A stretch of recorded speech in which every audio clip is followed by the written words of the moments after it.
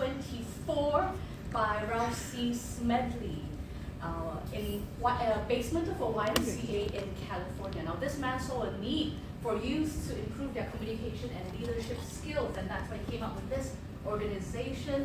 And about 100 years later, here we are in over 150 countries with 400,000 members and 40,000 clubs. I made that up, I think, but it's close enough to the truth. No one would know. True. Ask me for the real numbers later. So, and these clubs actually reach to our dear country of Brunei, where we actually have 3 clubs, one in Panaga called Otters, one right here called the Brunei Speakers Club, and one called the Brunei Advanced Speakers Club, which meets once a month. In Brunei Toastmasters, we learn a variety of things in our regular meetings. We learn about giving evaluations, speaking, as well as speaking off the cuff. But today is a bit of a special program where instead of doing a little practice run for the members, we have a whole 2 hours workshop dedicated to vocal variety, the art of using your voice.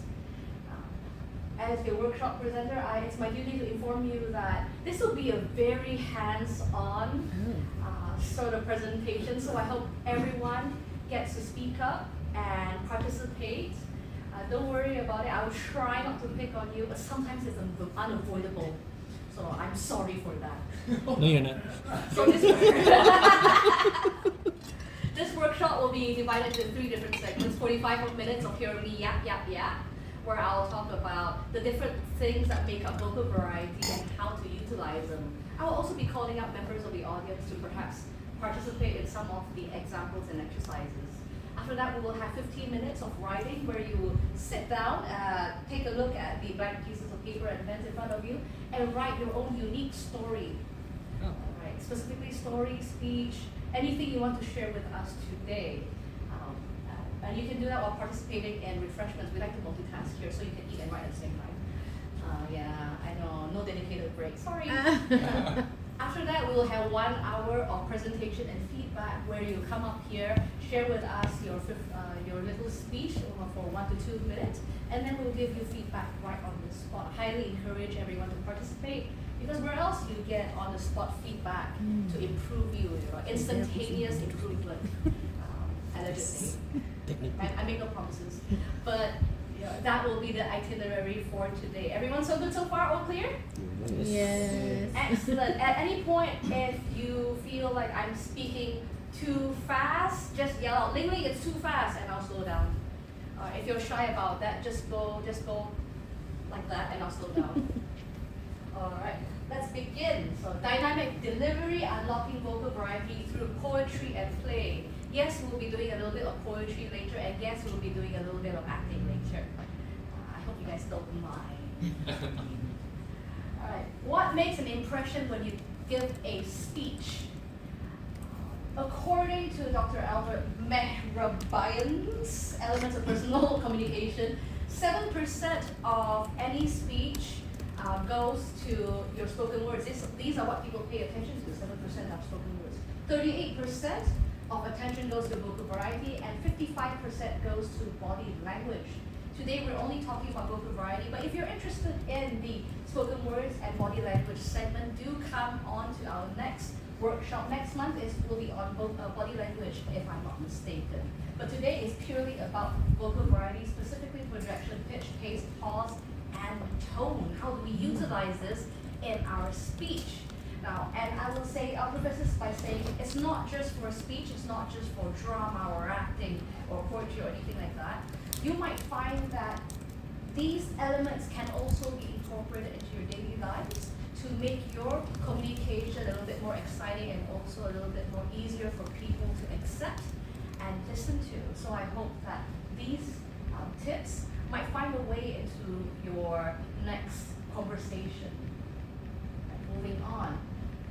Why does how you speak matter? One, it enhances the message.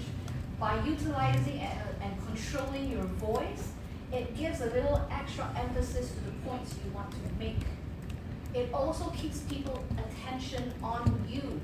when you are modulating your voice up, down, left, right, front, center, A, B. So what happens is that it grabs your attention, it keeps their interest.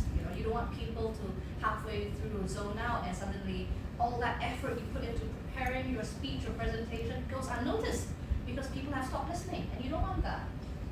And lastly, it connects people emotionally. When you are presenting, utilizing all of the pitch, pace, pause, projection, tone, and all of that, people get to see a little humanness in you. And it makes you a little bit more than just a speaker on stage, but puts you in front as a person, a human, and it makes them easier to believe your story and accept your message, so they know that you're actually a person. Hi. So that is why having a little bit of emphasis in the way you speak matters. All right. So you have a voice, but how will you use it? There are 5 key techniques that I will go through today, as well as the hidden 6 techniques, which wraps them all together. So first is the pitch. So pitch is the variety key. Pitch is normally how you would define it in music when you have a high pitch or a low pitch. Sorry, I can't go very low. A low pitch. Yeah, thank you. I thought I did a good job, So depending on how you go up and down, it gives a lot of modulation to your voice. It gives musicality to your voice. It makes it more pleasant to listen to. I mean, we've all been to lectures where the speaker is monotone like a robot and you can't keep listening after 5 minutes. You just think you want to go back home and eat your food. So yeah, it doesn't quite capture attention.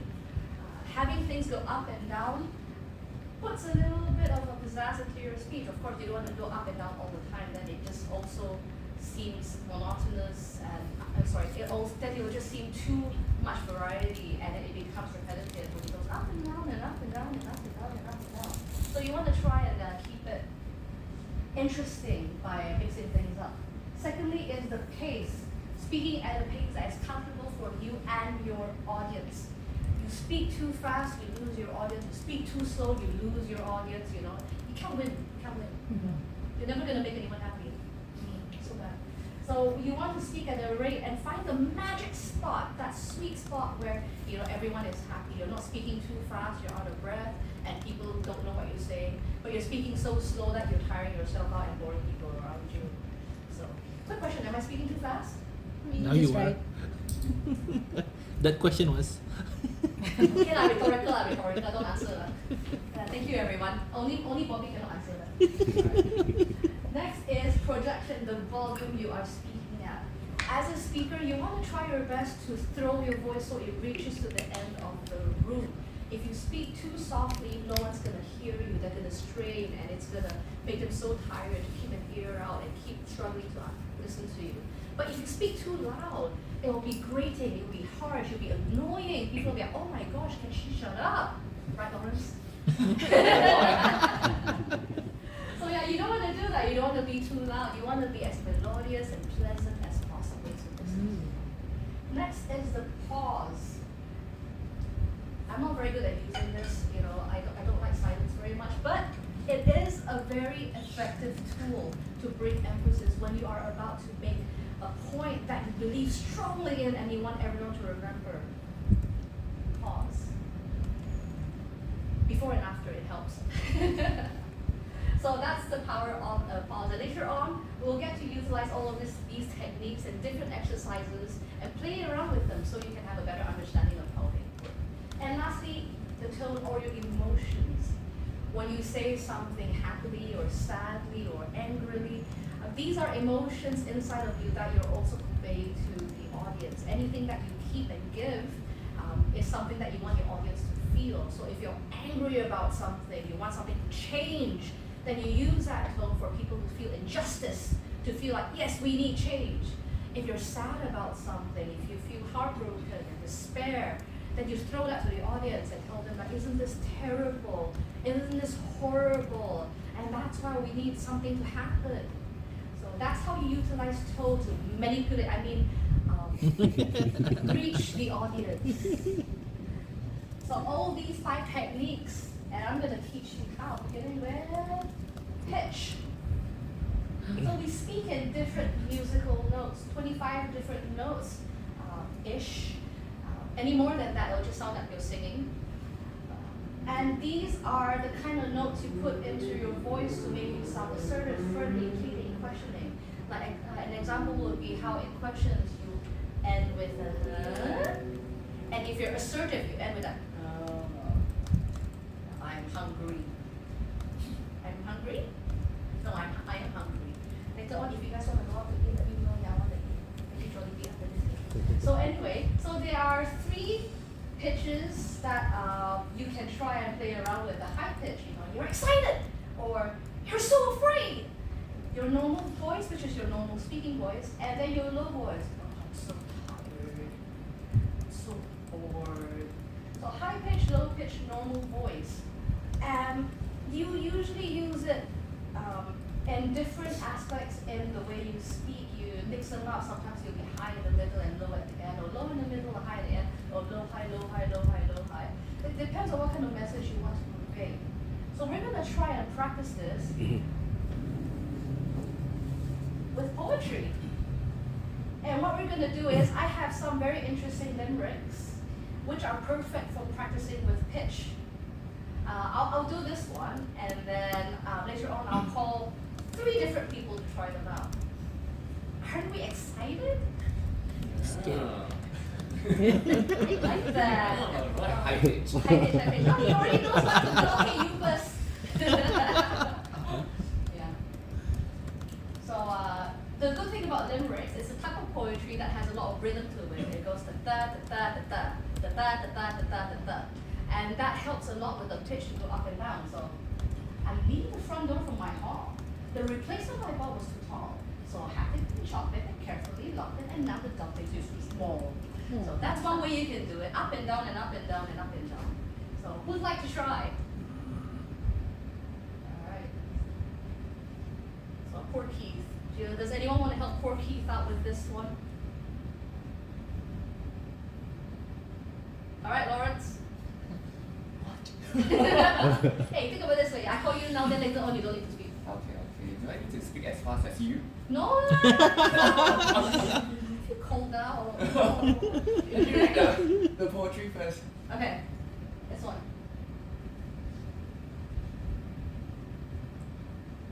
An elderly man called Keith. His leg is out of false teeth. He put them down on a chair, but forgot they were there. Then sat down and was beaten beneath.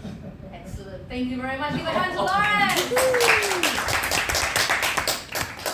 All right. I like how he went up every time he said Keith, Keith, and Cheryl. Like, I think his name is Keith. I think he has false teeth.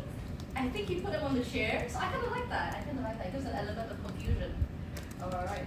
Just like Keith, he was very much confused. All right. Moving on to the next example. This one is about money. So who here likes money? So even if I ask that question, no one wants to raise their hand. I love money. All right. Thank you so much for volunteering. Alright, whenever you're ready, Bobby, if you'd like to give this a shout out. Is it me or the nature of money? That's off and particularly funny. But when I have dough, it goes quickly, and seeps out of my pocket like honey.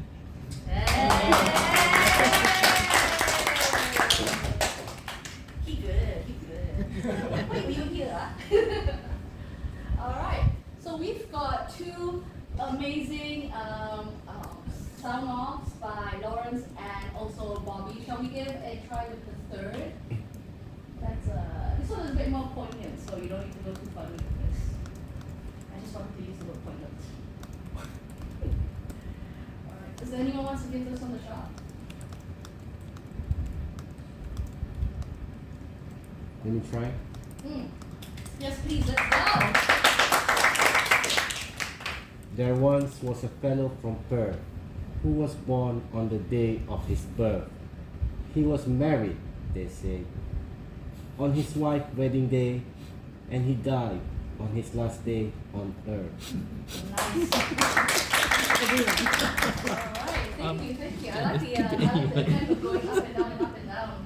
I mean, it's more of a thinking sort of limerick, so I like the attention you gave to it. It's not too funny with the rest of it. But yeah, so everyone gets a quick idea of how to use pitch when it comes to making things a little bit more lighthearted. The more pitch you use, the more light and happy it is. The less pitch you use, the more serious you sound. And you can use this to your advantage if you are delivering some serious news, and of course you don't want to sound too happy about it. But if you want people to perceive a subject as not too intimidating, as friendly and approachable, then having some ups and downs will help you appear that way. For example, if you're a teacher going to teach math, you want to try and keep it on the ups and downs, because if you do it all down low, it might be a bit too boring for students and it might just slow them off. Alright, so that's pitch, ladies and gentlemen. Moving on, we have pace, my nemesis. So slow and fast. They both have their pros and cons. But here are the cons. If you're too slow, audience loses attention, listener struggles to stay awake, and people forget when it takes too long. Conversely, too fast, listeners can't keep up. Audience stop listening because everything just sounds like na na na na na na na na na na na na na na. Sounds familiar, right? That sounds like my voice. Alright, next, the words get mumbled and get lost. So the faster you speak, sometimes you just jumble things up and you don't pronounce things properly anymore. Unless you're like one of those wordsmith savants who can do a lot of raps really quick. So yeah, just like very much like a car, do be a good driver. Driving your car too slow against the law, too fast against the law. You want to have it right within the speed limit, you know. It's time for exercise. Alright, what we're gonna do is we're gonna have a couple of sentences there, and we're gonna say 3 times. Once slow, once normally, and once fast. Alright. Go on then. This one is something everyone's familiar with. She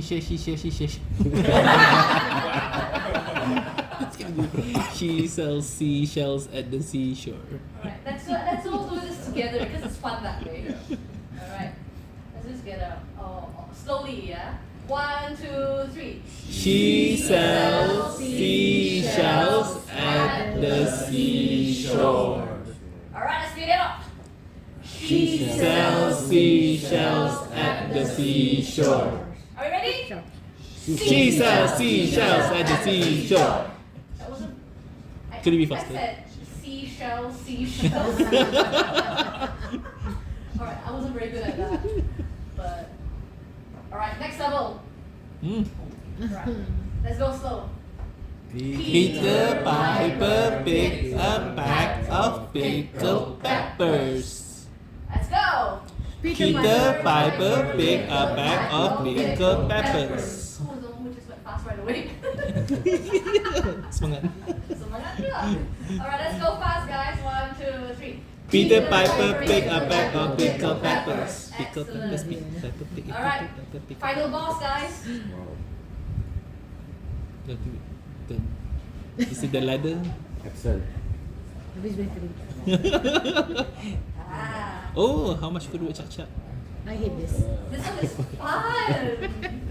I forgot Alright, let's this do one. this slowly because we're gonna mess up so bad. How much wood can a woodchuck chop if a woodchuck could chop wood? Alright, let's do normal. Everyone, 1, 2, 3. How much wood can a woodchuck chop if a woodchuck could chop wood? And a 5, 6, 7, 8. How much wood could a woodchuck chop if a woodchuck could chop wood?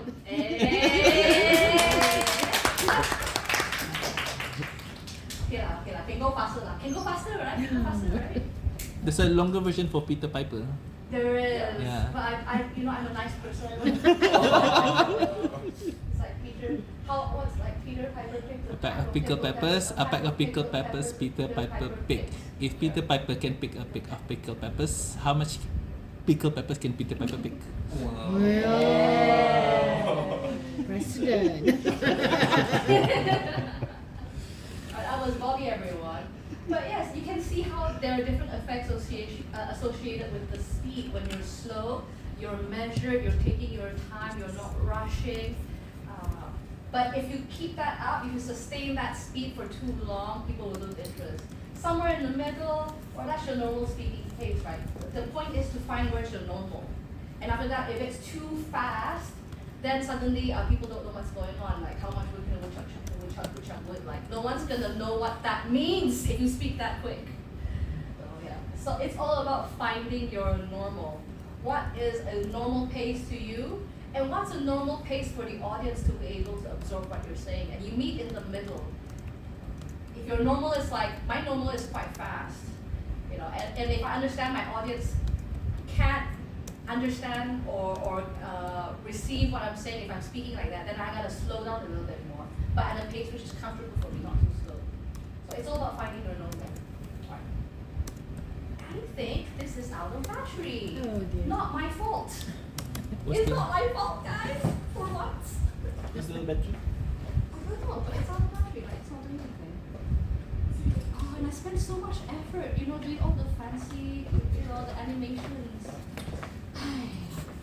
Anyway, next is projection or the volume. So at your normal volume, it's conversational. You're just speaking to someone. Hi, how are you? Hello. You're talking to someone. If it's quiet, you know, you're sharing a secret. We're all in this together. I'm imparting on you something extraordinary, so intimate, so secretive. So that's quiet. And if you're too loud, you're excited. You love what you're doing. Oh man, this is great. I'm having a great time. Are you? Yeah. So different levels of volumes have different effects, and you know, use it at your own risk. Yeah, the more you do this, the more, hey, thank you. The more we get a hang of what's the right volume for the audience. Whenever you are due to give a speech or a presentation, always spell out the location, the venue, the stage, and then if possible, get a friend. If you don't have a friend, I'm sorry. But get a friend, get them to stand at the end of the auditorium and speak at them and tell them like, is this comfortable for you? Is this comfortable for you? And go a little bit louder, because when it starts filling up with people, it's going to absorb some of that sound as well. So you want to make sure that you're able to figure out what's a good level for everyone to understand you. All right. We're going to do this exercise, and everyone in the room is going to do this together, called the ha ha ha. So what we're going to do is, we're going to start at a very, very soft ha. I want everyone to laugh, and laugh quietly. And what we're going to do is we're going to keep increasing the volume until we are rocking this entire room with our laughter. And the security guard's going to bust in and be like, what's going on? Like, what joke did I miss? And you're like, you didn't attend the workshop, so you don't know. So yeah, we're going to start low, all right, everyone? Laugh.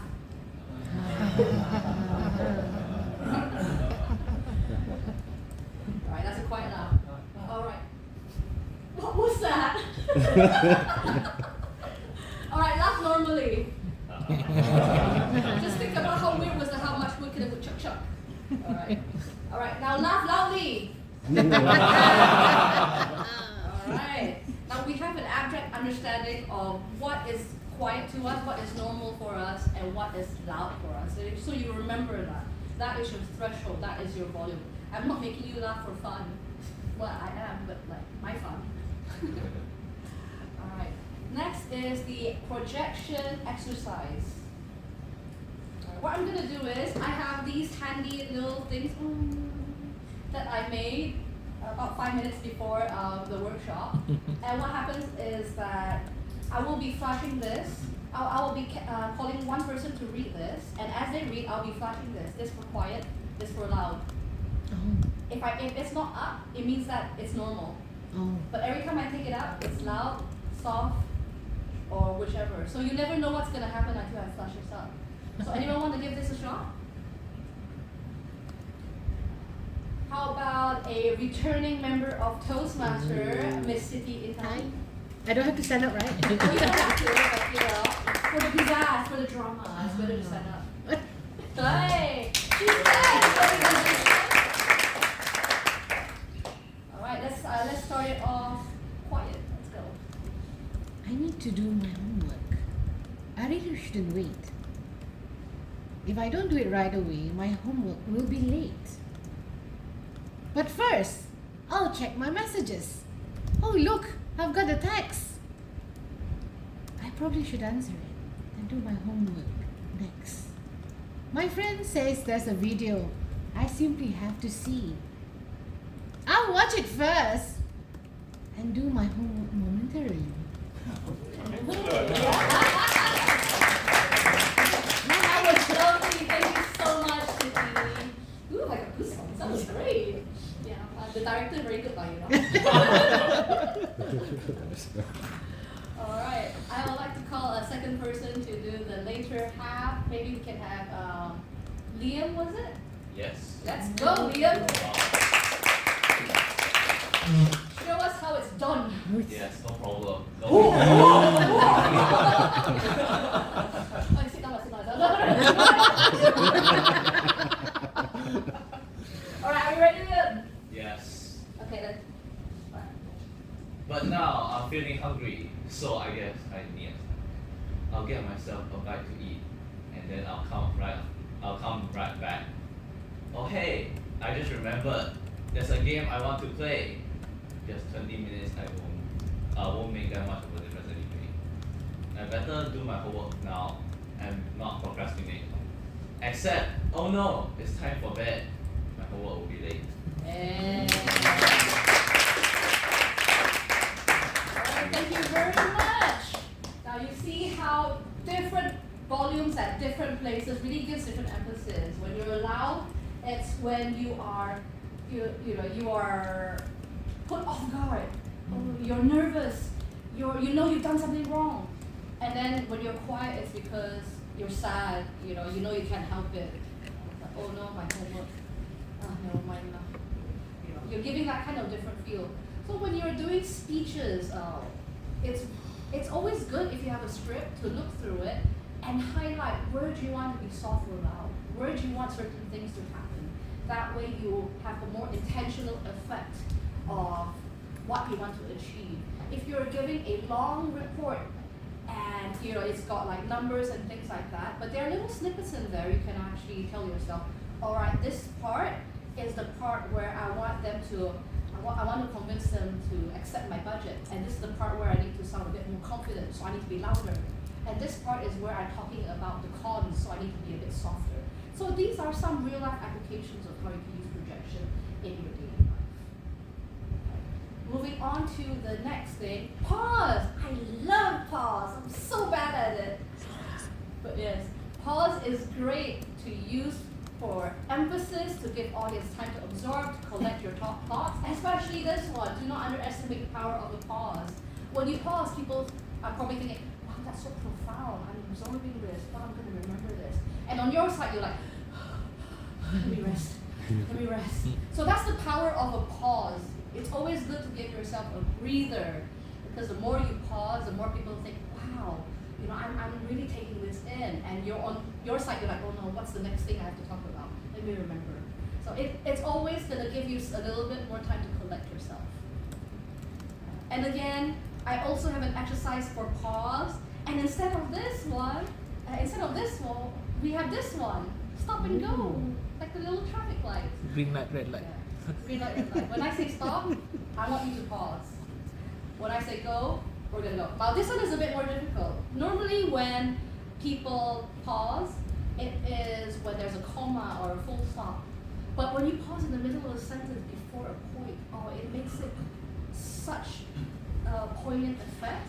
And I really want to everyone to sort of utilize this for this next exercise. Would anyone like to give this one a shot? The last few ones were pretty fun, right? Alright. Since Liam had a go, Matthew, do you want to give this one? Sure. Yeah! This is what I mean by, at the end of this, I've got enough exercise for everyone to give this one a try. Alright, Matthew, are we ready? Yeah. Do you know this song?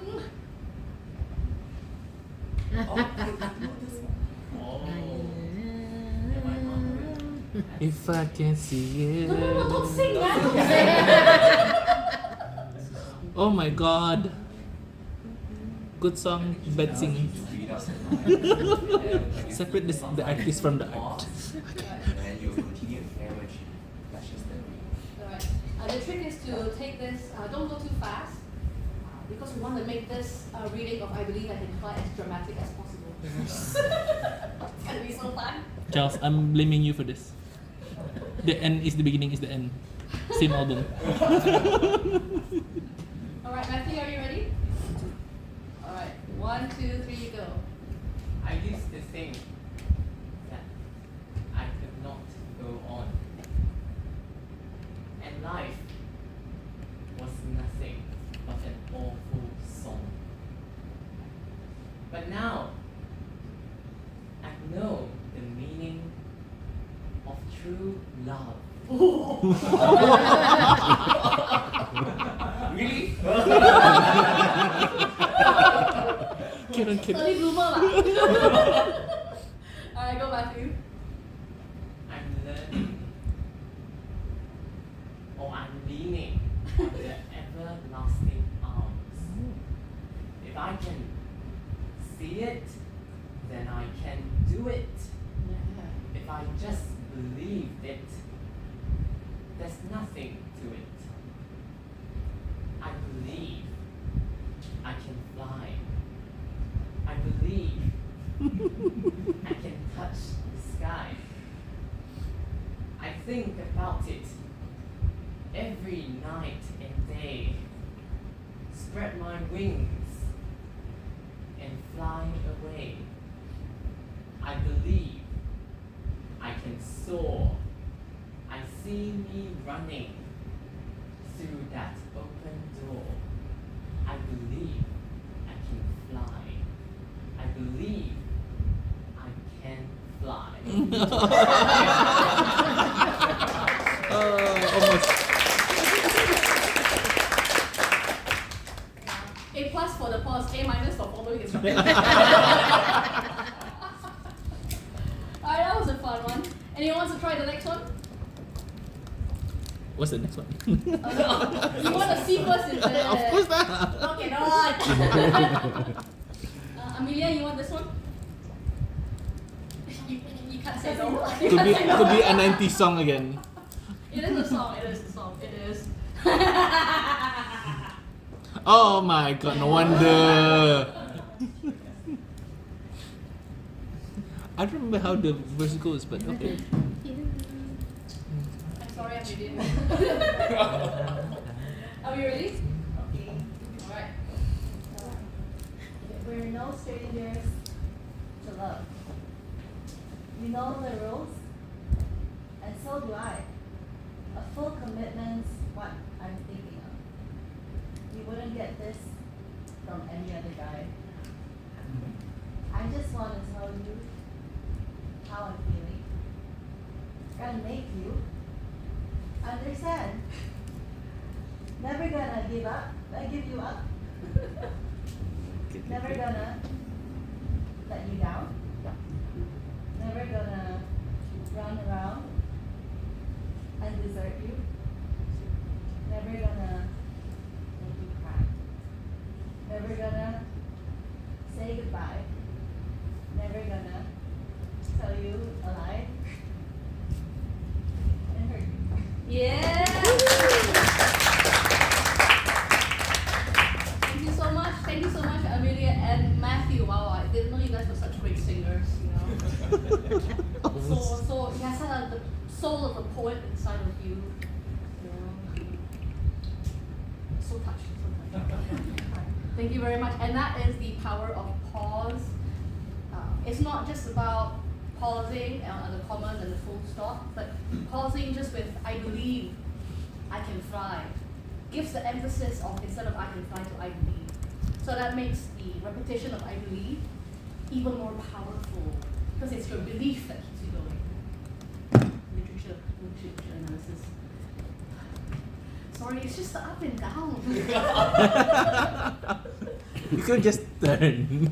I'm not very fit. No, it's the you need to. Yeah, but you could have. No, it's not so nice if you just flip. You need to go up and down. Yeah, you want the action. Alright, so that's the power of pawn. Bear with me, we're almost to the end. This is the second last one. And then we can all, I can stop torturing you all. Alright, tone. Oh, this is my favorite. Tone is all about emotion. Damn it. Feeling. Nothing more than feeling. So, different feelings are what you convey to the audience, like what I said just now. If you're happy, your audience is happy. If you're sad, your audience is sad. The miscommunication is when you are trying to do a certain, you're trying to convey a certain emotion, and you're not aware of what emotion you're giving. So if there's a bit of a mismatch. For example, if I'm saying something like, "Oh, my dog died last week," and people will be like, "Am I supposed to be happy or sad for you? I'm not sure." So this is where you really have to make sure that wires don't get crossed when conveying emotions. Our next exercise, what I'm going to do is give you some lines from movies, and I'm going to whisper gently into your ear and tell you which emotion. And you're supposed to say it, and people will guess what emotion it is. Are we as excited as I am? Yes. Yeah. Yeah, let's go! Alright, there's like a lot of people, yes, I'm just going to go around the room.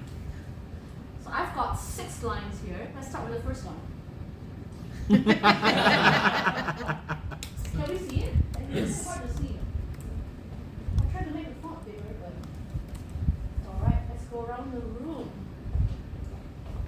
Alright, remind me your name, sir. Muhammad. Nice to meet you. Alright, so that is your line. The name is Bond, James Bond. And your emotion is... Can you hear? Fine, I don't have my indoor noise. No, not everyone heard. Not I everyone didn't heard. hear Yeah. it. Oh, okay. Okay, you guys not allowed. You read my lips. Very sharp Cheater. ear one. both heard it. Cheater. I can't help it. I don't have an indoor voice, You guys don't be ableist. Twice because not everyone. I didn't hear it. Yeah. Okay. Okay, so continue lah. All right, Muhammad, the Let's floor is yours. Yeah, proceed, my darling. Proceed. This is yours. The name is Bond. James Bond. Shy? You guys, why you laugh at him? He do good job, what? Yes, yes. We laugh at the impression. Alright. Well, what emotion do we think Muhammad just did? Shy. Shy one. See, I'm texting it now so you guys can see it. Correct. The emotion is shy. Good job, Muhammad. Thank you. Alright, this is my good friend Jack. And you get this line. Look, I am your father. These are all lines from movies. Props if you know what movie. Alright. Okay. Look, I'm your father. Okay. Alright, what emotion is that? Confused? Excellent, that is correct. Wow. You guys are great actors. You guys are amazing actors. Chico Academy Award. Alright, we're coming over here to the 2 beautiful ladies right here. Remind me again your name, darling? Hi, Belle. So this one is for you. You shall not pass. Alright, here we go.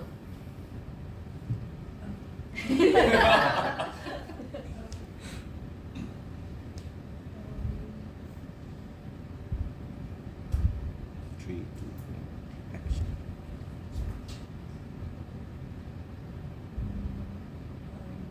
You shall not pass.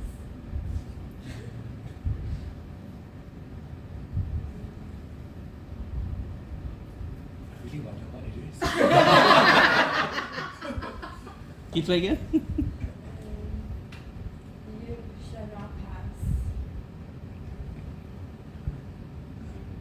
Alright. It feels like your personality, not your acting. It's alright, Belle.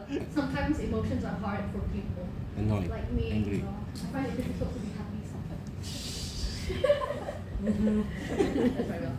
Alright, I'll give it up for Belle. This one I give si Bobby lah. Okay, sure. my god. No wonder Paihan buat. Okay. You shall not pass. Oh no! I see it now. I see it now.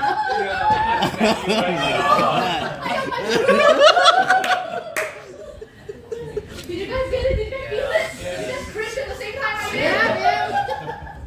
So what emotion was that? Teasing. Teasing.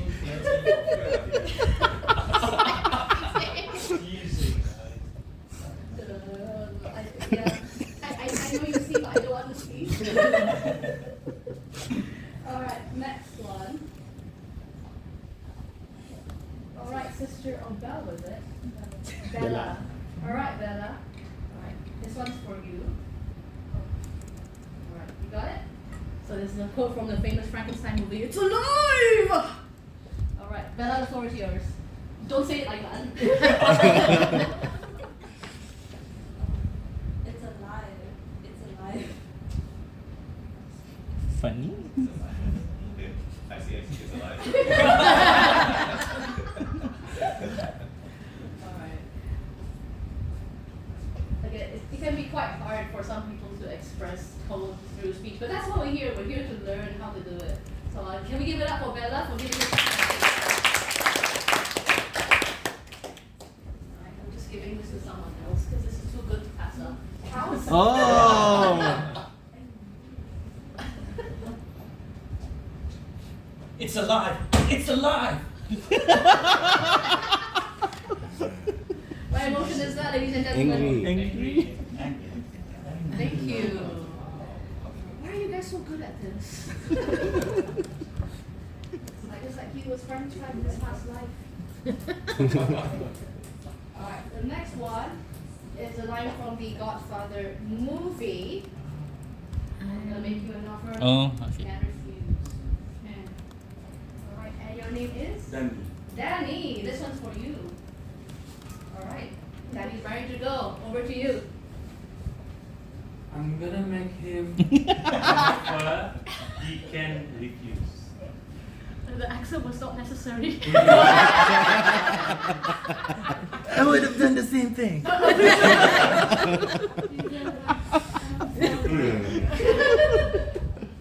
Alright, how close are we to understanding what emotion was that one?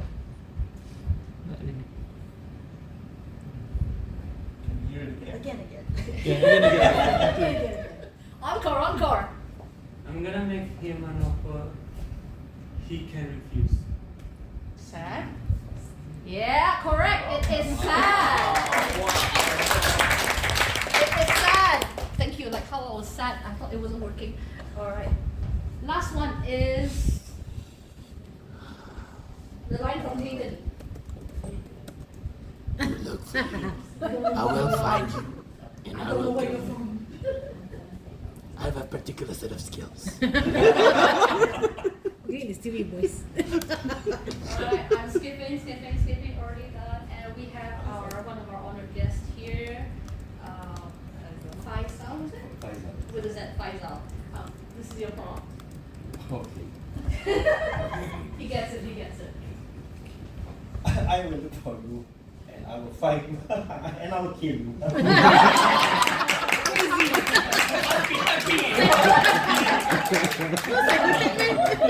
was more terrifying.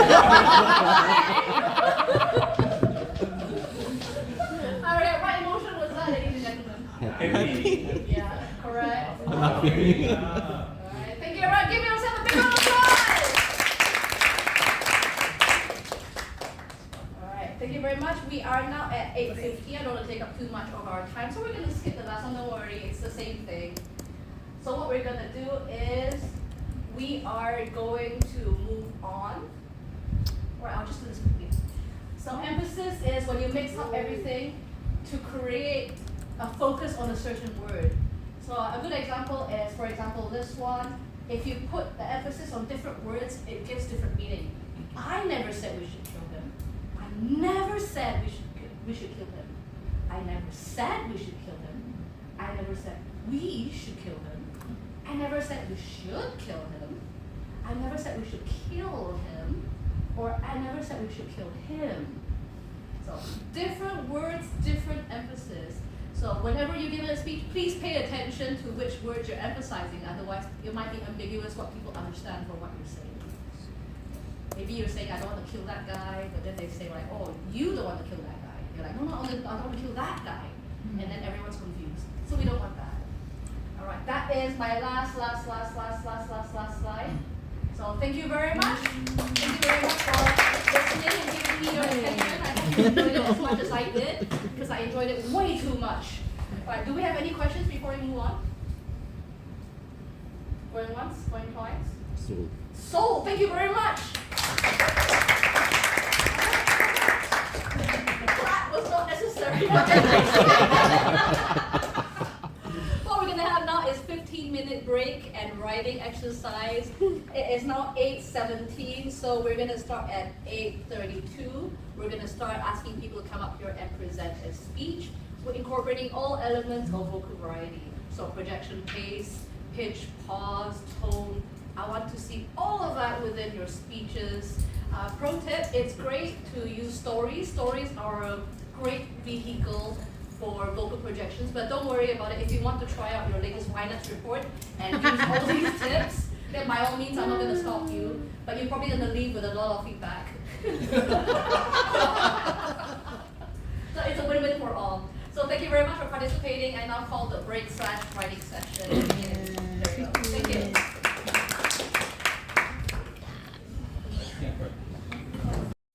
Hoping that they will definitely improve by taking heed of my advice and suggestions. After doing this for so many years, suddenly this year, a red light is actually flashing at me. Something must be very wrong with me. Even before going for the checkup, I knew something must be very wrong with my heart health. So in August, I went for a checkup. Unfortunately, my ECG result, I don't know what ECG is, electrocardiogram, was abnormal. I didn't really know what to do, so I went to a hospital. I told my doctor that my heartbeat was quite irregular, and this has made me very frustrated and uncomfortable at times. He advised me to go for ECG and other tests like echocardiogram. My echo result is actually quite good, but I was still very worried about my ECG result. How can I take good care of my heart? I want to continue working, but at the same time, I really want to take very good care of my body so that I can continue my career for the longer time.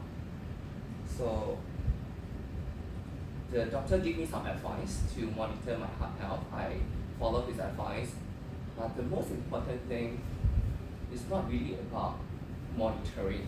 I just feel that the culprit of the irregular heartbeat is stress, my mental health.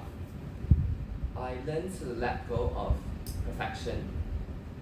I learned to let go of being punctual every time.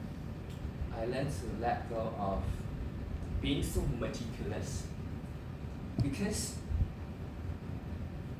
health is actually more important than your work. According to my friend, anyone can replace you at work, but no one can really replace you at home. So all in all, I highly encourage all of you to prioritize self-care so that you can perform better at work. That's all from me. Thank you. Thank you very much, Lawrence.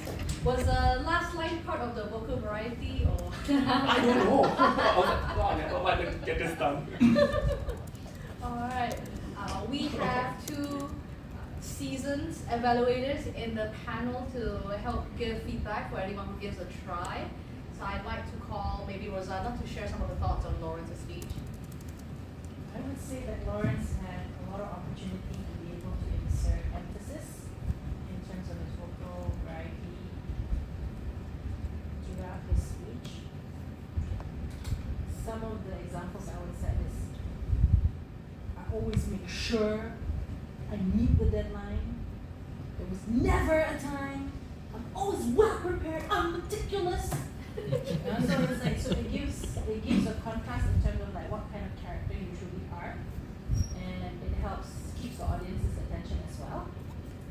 While the words are descriptive myself, it just needs more emotion behind it. And then when it came to your story, because what happens is that so there was a down part in your story, and I think that could have been emphasized more. You had the pauses, but I think the concern about your health could be emphasized in terms of the contrast would have been like there was a red light. This red light was always flashing, was always flashing. So you know there's a sense of urgency, and then I knew something. I just knew something was wrong. Then you pause, and it was to do with my heart. So then you can feel like, whoa, okay, that's quite a big blow.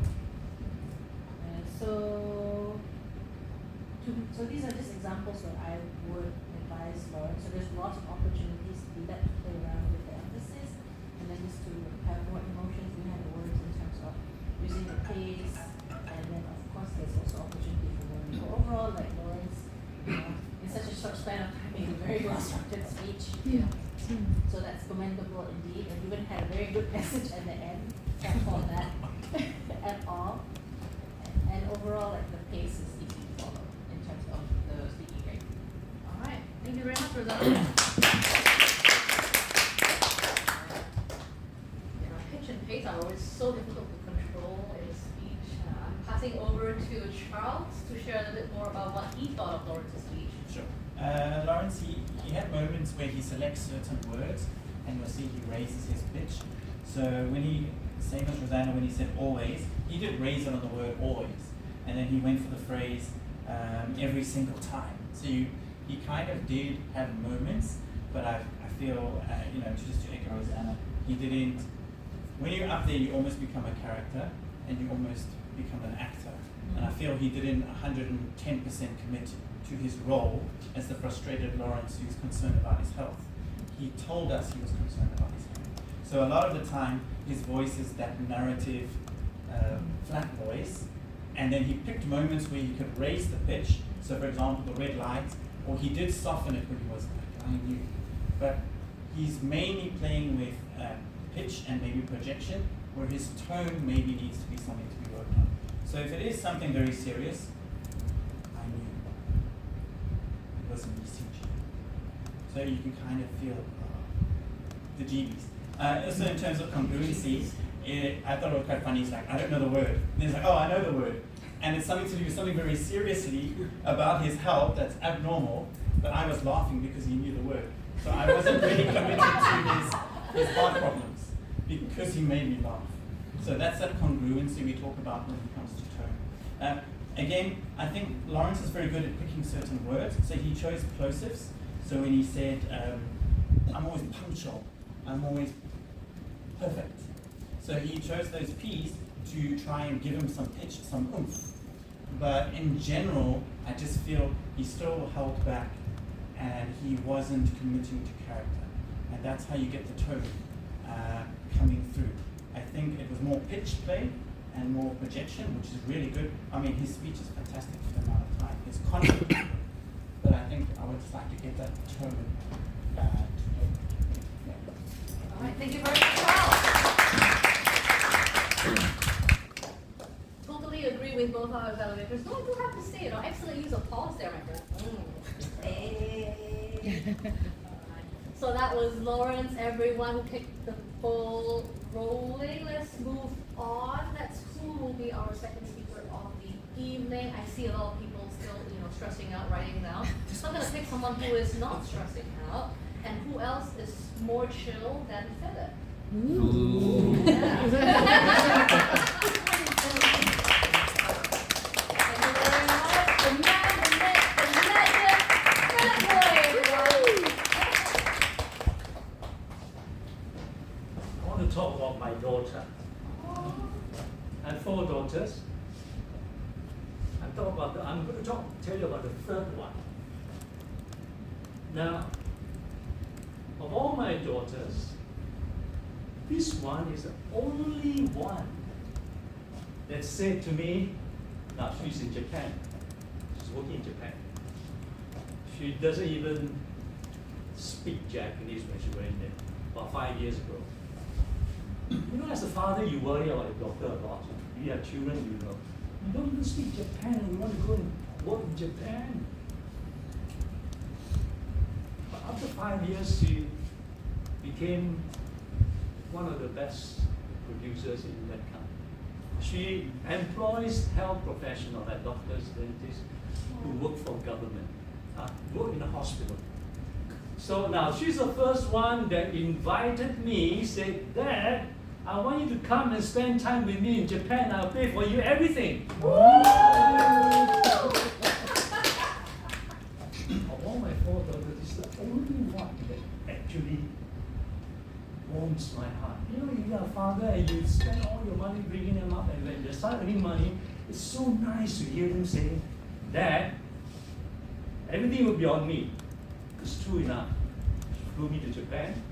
Now, I've never been to Japan alone. The last time I went was with the family. This time I said, I don't even speak Japanese. Don't you worry, Dad, I'll be at the airport waiting for you. So I went. The moment I get down the plane, and there she is waving her hand. Hey, so we spent a wonderful week together. She brings me to eat all the Japanese food. I like raw fish. The more raw, the better. Honestly, now if I go with my wife, she wouldn't touch anything raw. So this time alone, daughter and father time, wow, we had all the raw fish that we could have in Japan. Amazingly, I had no stomach upset.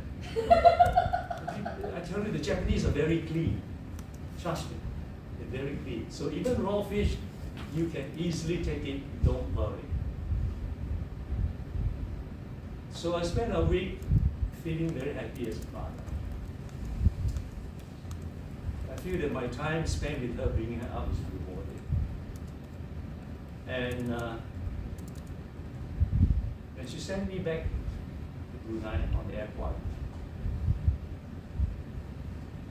well, I give her a hug and say, taking care of yourself, okay? She said, yes. And when I reached Brunei, she texted me, Dad, when I'm going back to Tokyo, I actually cried.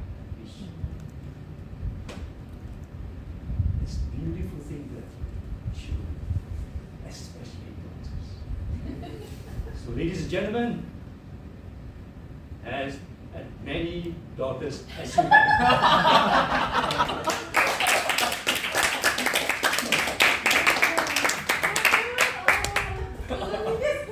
You make us laugh, you make us cry.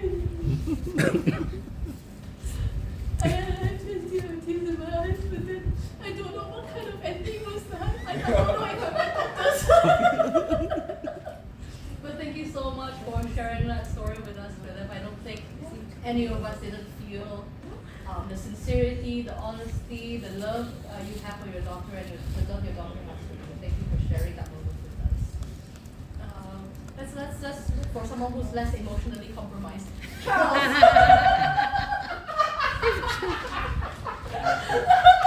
I'm not sure you chose correctly, but okay. I'm not saying you didn't feel it. I'm just saying you're feeling it less than Rosanna. She's like... Alright.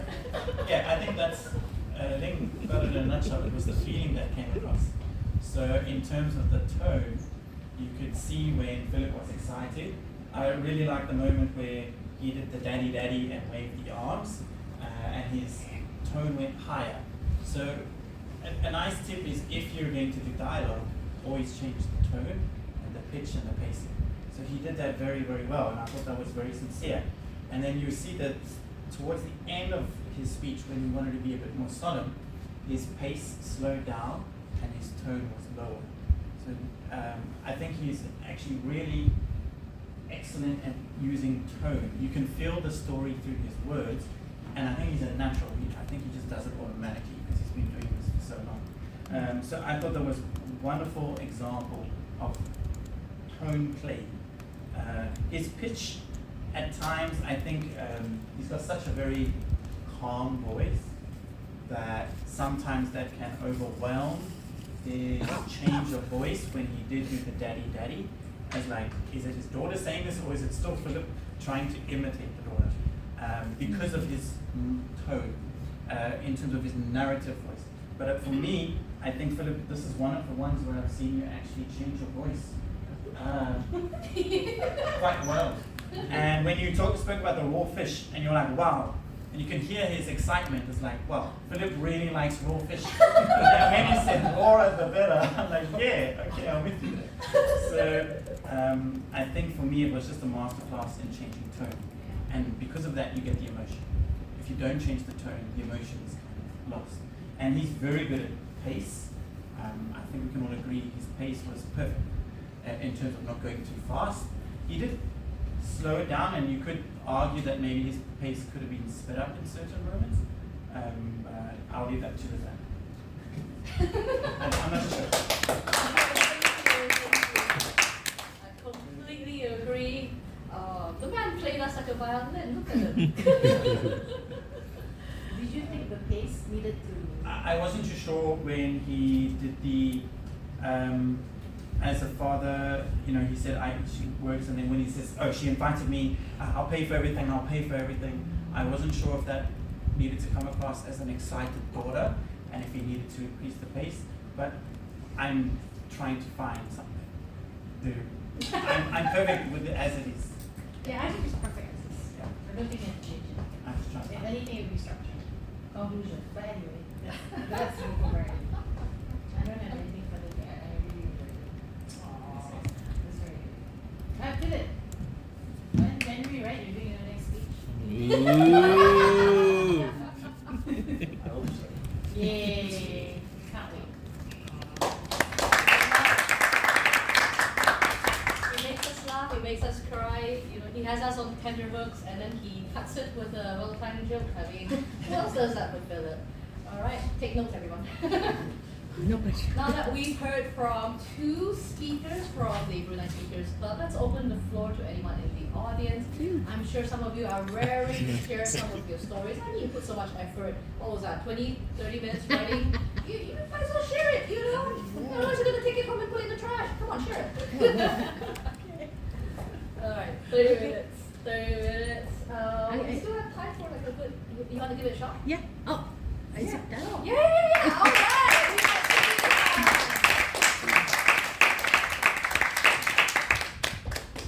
Alright, thank you so much for volunteering. I love me a volunteer. Thank you very much, Cindy and John. The floor is yours. My passion is actually my LinkedIn profile. I'm just going to be reading from my LinkedIn profile. Yes! Dramatic reading of a LinkedIn Hopefully. profile. So the title is Kaka by Chance, Leader by Necessity. Wow. It all started when I was just 11 months. My life was relatively peaceful until my mom gave birth to Effie. And just like that, I was bestowed a title I didn't ask for, Kaka. For those unfamiliar, Kaka means elder sibling.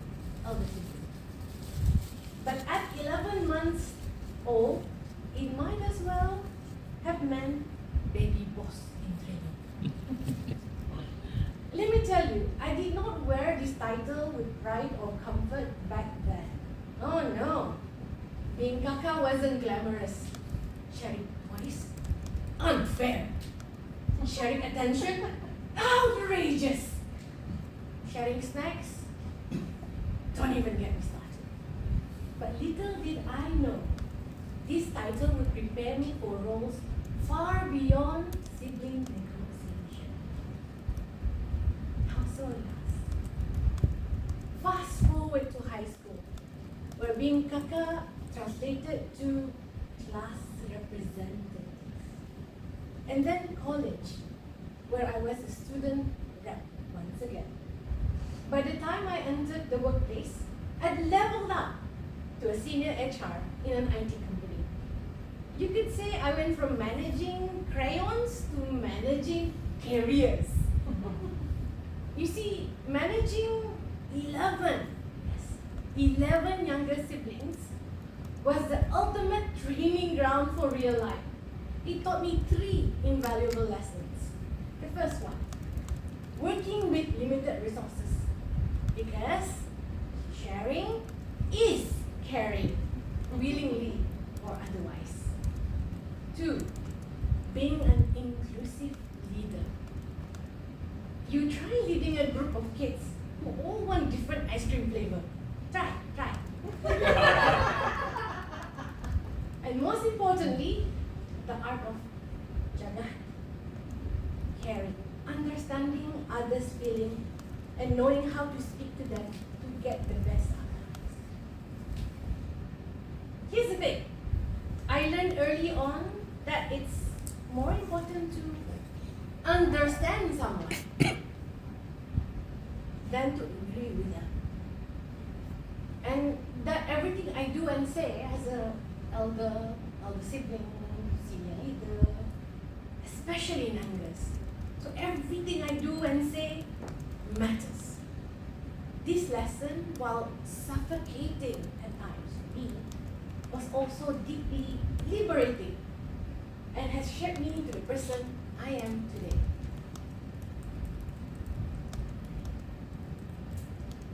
But the most profound lesson of all came when FT, yes, the one who started all of this, Kakak madness, gave birth to her son, Eman. Seeing that plump little baby reminded me of a truth I've discovered over the years. Love at first sight is real. Unconditional love exists. And no matter what, no matter how much my siblings drive me up the wall, there will always be Team Kakaita. And I will always be their team. So, whether you're here as a fellow kaka, a leader, or just someone trying to juggle life's chaos, I invite you to connect with me. Let's talk about our unique experiences, our differences and similarities. Let's see how we can enrich each other's life.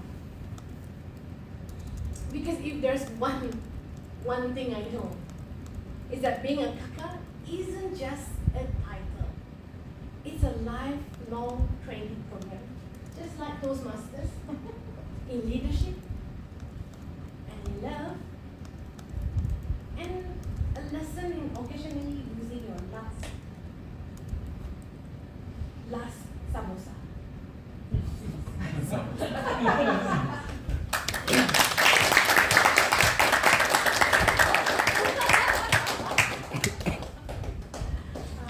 haven't had a handshake in a while. COVID took that away from us. Thank you very much, Cynthia. What a delightful insight into your life, and I can't wait to hear more stories like that now that you are going to be a member at Brunei School. Let's Review icebreaker. yeah. Different. Already pay. Alright, speak soon. Next week, yes. Next week. Awesome. Alright, Charles is still thinking, so let's give it over to Rosanna to get the ball rolling.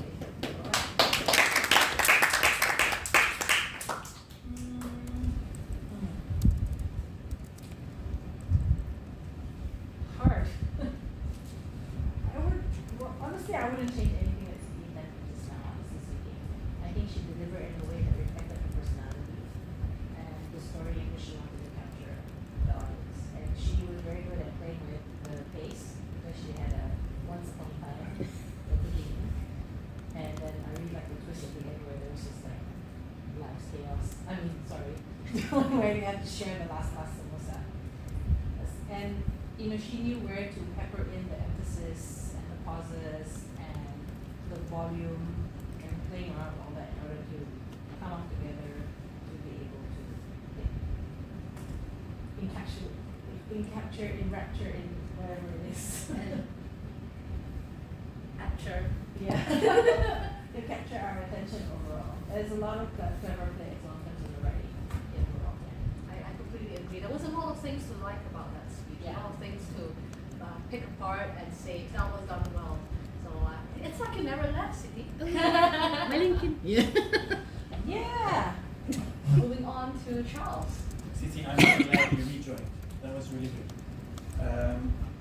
I really, it started off that once upon a time, like 11 months ago, you have such a melodic voice. It almost sounds like a fairy tale she's telling.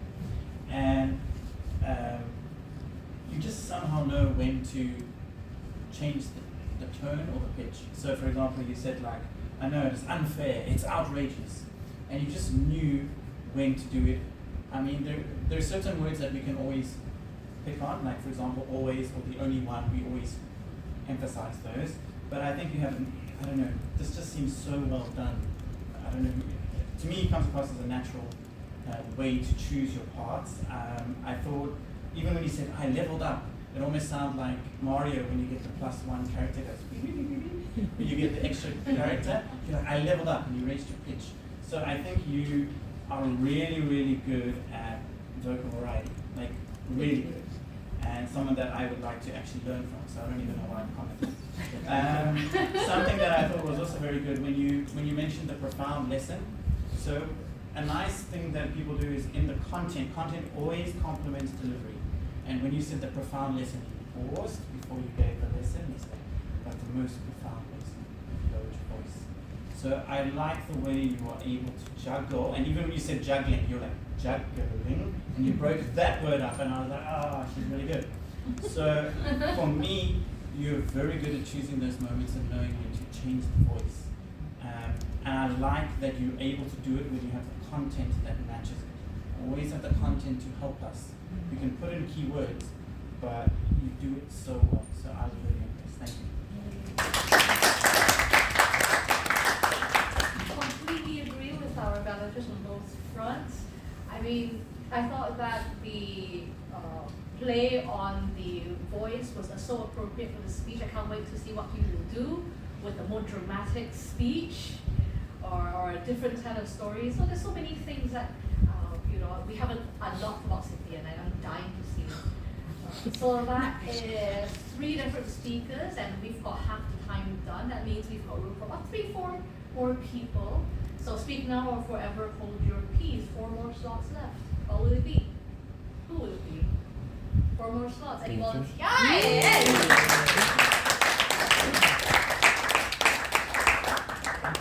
All right, the judge has spoken. Deliver us. Your grace. All right, over to you.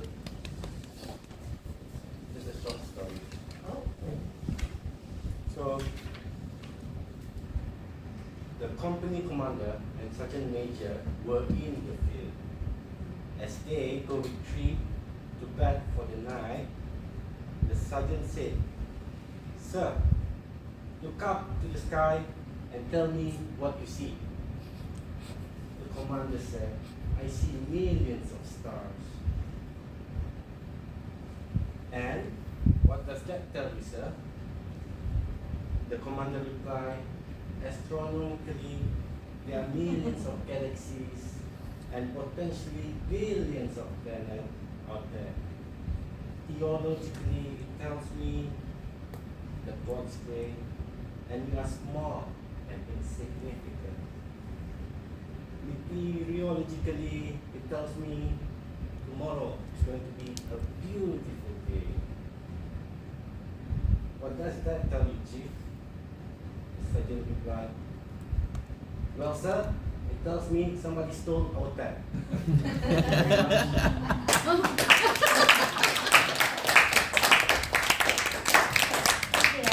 Good. I remember the Sherlock Holmes version. Thank you. What a great telling of the classic joke.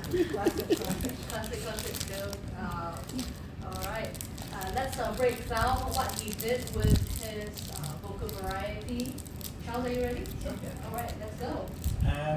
Okay, so you had 2 different characters, and it's clear that the sergeant is the more stern and normal voice. So his voice was looked up a bit more deeper, I felt, a bit more to the point.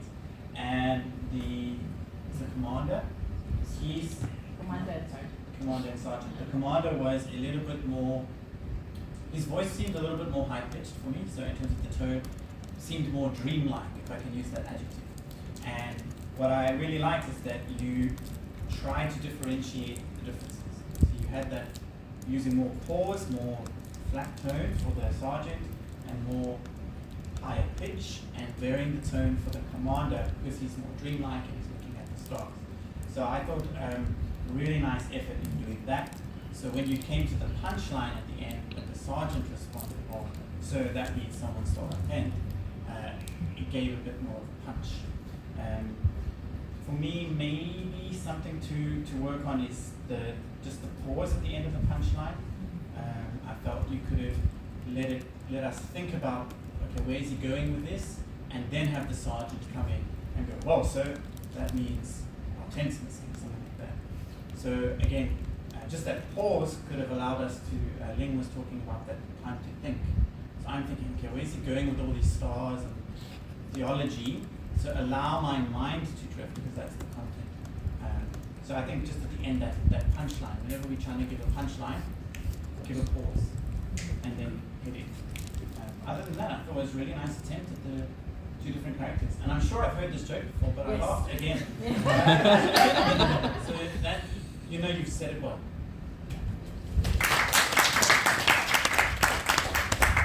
Thank you very much, Charles, and well done, Hakim. Rosanna, would you like to add on to that? And that's why we did Humor Master in Brunei Spears Club years and years and years ago. Because to practice vocal variety and delivering punchlines. Punchlines are hard. Punchlines are hard to deliver. It takes a lot of practice. I don't know, I think I would have played up the characters a little bit more. Like I would make the person like, what do you see in what do you see in the stars? But then that's just another aspect of delivery, right? It's just use of the facial expression and things like that. And I think that for added effect, even more when he's answering like, astrologically I see this. Theologically I see this. It's really like a play of the character because you have no idea where this guy is going. And then suddenly when they deliver the punchline, you're like, oh, what was that all about? That's the secret behind delivering jokes. Yeah, I completely agree. All right, thank you, Zana. Pro tip for jokes characterization and pause, very important for telling jokes. So, anyone wants to deliver something funny next time, that's your ticket. I don't know. Well, we might have a humor workshop in the works for those of you who want to add a bit of spice to your life. So who knows where we'll go with this. Oh man, I just can't probably really want to get license out. Oh no, you can tell us a joke? No. Okay. Well, please stay on after the meeting if you want to hear Rosanna tell us the joke. But in the meantime, we still have room for a couple more speakers, three more slots left. So who will be our fifth speaker?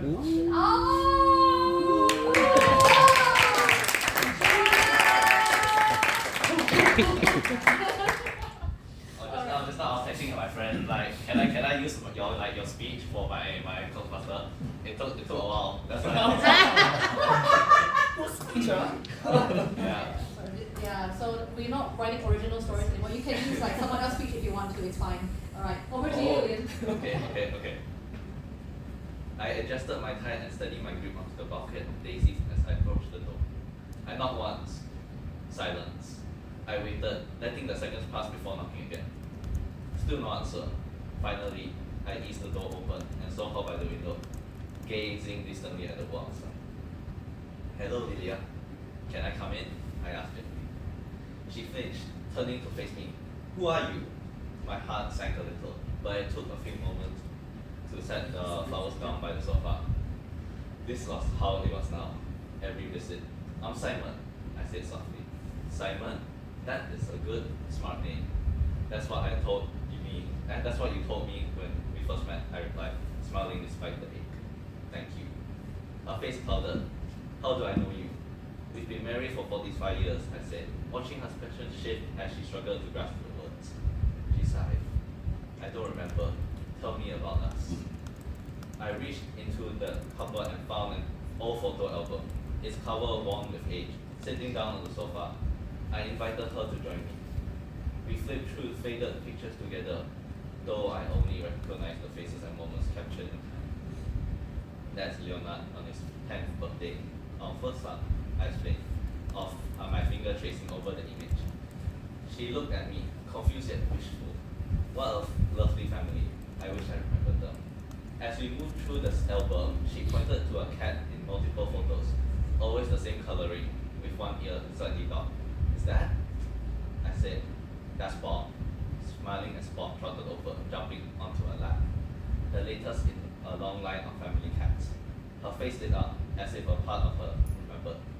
The grandkids loved him, didn't they? He'd follow them everywhere, even into the bathroom. Leonard wanted to take Bob down south, but I thought you might need him to move here. She looked at me, and the light in her eyes faded. Who's Leonard? Your son, with me, Simon. Simon? That's a good, smart name. Thank you.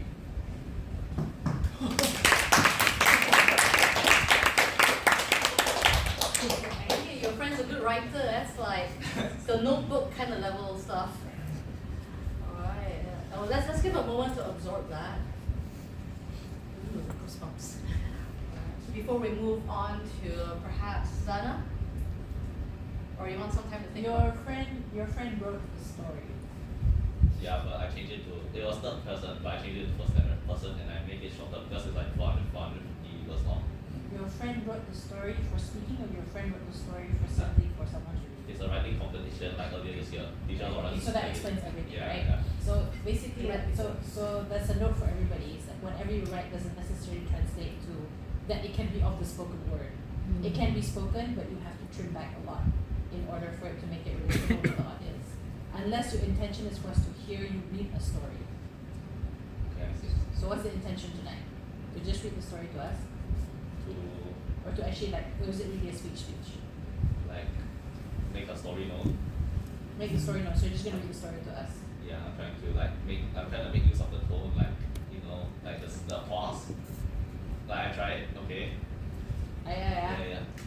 The tone, the volume, everything. Okay. So if I was to ask you, at which point do you think that, if you were to redo that again, at which point would you have paused? The knocking on the door, without silence. Okay, good. Yes. Some more? Wait, I need to. Yeah, And then go through the story, it's okay. I forgot because I remember I made some points, but I didn't really use all of them. That's okay. This is coaching. Yeah. Not coaching, not feedback session. I'm learning. I thought I used the end is the beginning is the end. The one from the last workshop. And I said like your name with me, Simon. Simon, that's a good name. A good smart name. Yeah, that is the same as the beginning when I say hello Lydia, can I come in? Yeah. From then on. Yeah, makes sense. Yes and no. Okay, Yeah. let's talk about pacing. So, Yes. we're going to ask the audience. Okay. Do you think that he went too fast? Slightly. Slightly. Like, It's fast. too fast. It's really fast. Oh, okay. My bad. No, it's not about being. It's about being. I mean, that's what public speaking is all about, right? Presentation skills is about raising your level of awareness. That's why it's a process in which we have to keep on practicing so that we keep on raising our level of self-awareness. So, if you were to do the opening again, could you do it again but do it slower? Could you read it again slower? Like I walked in like that. Yeah, do it slower. I adjusted my tie and steadied my grip on the bucket of daisies as I approached the door. I knocked once. Silence. I waited, letting the seconds pass before knocking again. Still no answer. Finally, I eased the door open and saw her by the window, gazing wistfully at the door outside. Fantastic. Yeah. 100% improvement. material, right, Yes. you need to read it once, read it twice, understand what it is. What is the material? Understand then what is the story trying to convey. And if it's not your story, right, you have to start making, and even on your own speeches that you write, you can actually start making marks where you want to pause, underline which words you want to emphasize, even draw arrows where you want to go up in terms of volume. So you can actually mark in your script. And this is what some public speakers do, especially if they want to go for contests as well. Even with Amelia, when we did one of her projects, I put in bracket, pause. Pause here. I make it bold. Go louder here. Because it's to provide emphasis. So provide emphasis, you provide feeling, and then you can connect more with the audience, especially if you want to do justice to the story that you share with everybody. That's my main feedback. Charles? In your defense, reading is always quicker than speaking. Yes. So if you watch movies and you read the subtitles, you already read the subtitle and the person's still yapping. So you don't help yourself doing a reading if you're going to be doing a delivery. So remember, a speech delivery is not reading. So you kind of the reason you are fast is because you are reading, and you kind of will naturally speed up quicker. So it's not actually your fault. We just naturally read faster than you do when we speak. You did have the moment where you had the silence, because you had that as your key word, and you did say, "I'm not." Silence, and you drew it out. But that was kind of the only time you kind of became the character. So my tip is, whenever you're doing a reading, always think of it as a dramatic reading. You have to, I'm not a drama teacher, but you have to become the character. So when you said, "I'm Simon," I said softly. You said it like this: "I'm Simon," I said softly. Oh, I'm sorry. Yeah, so one is not soft and it's very quick. So he's telling his wife, who's forgotten him, who he is. So you would have to be very tender. You'd have to be, how would you say that if you were being tender to your wife? If you're married. You would be like, How would you do that line again? yeah, if you were that character. How would you do it?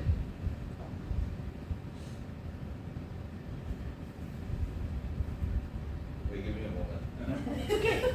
So He's while getting he's faster. finding it, I think for voice is, remember, especially if you're going to read a character, like Hakim did it for voice, you kind of become that character. Absolutely. And that's hard to do because we want to be ourselves giving a speech. We don't want to break out of our comfort zones and kind of, I hate it, I really do. I hate being dramatic. But I can be dramatic if I need to. But I personally don't like it. But I know it's necessary. Yeah. Fine. Okay. Simon. I said something. Is So it? a bit more tender as I'm Simon. I said softly. Yeah. Yeah. So I think you're just thrown off because you're reading very quickly. If you did it again, for example, when you mentioned the gazing, I was gazing. You could have stretched that out. So it's just content matching voice. And I think for you, because you were reading it, otherwise it becomes a reading. It doesn't become an actual speech. And just to the thing that Rosanna mentioned, that reading like a novel isn't speech craft, because speeches are more friendly, like colloquial. We kind of, it's speaking, we don't speak in a formal tone. Whereas a narrator in a story, more often than not, uses big words and is very flowery. So it's very hard. You actually have to almost rewrite it for a speech.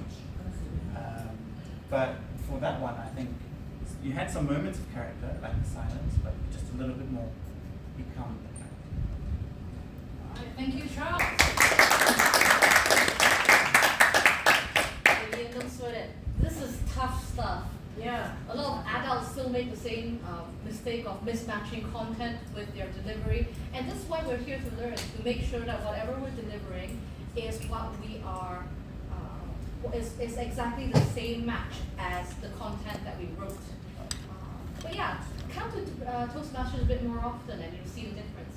But honestly, good job, and I hope you take in what these two have said, because by building on it more, I think you can be more true to the content of that story. Thank you so much for presenting. Yes, thank you too. Alright, we've got 11 minutes. We can do probably 2 short speeches or 1 in-depth speech. One. Marie? My story is kind of sad. Just asking, are we going to do 2 Oh, more, okay. or you I thought you were Michael, going to Michael, me. One more. Yeah, one more. One more. Yeah.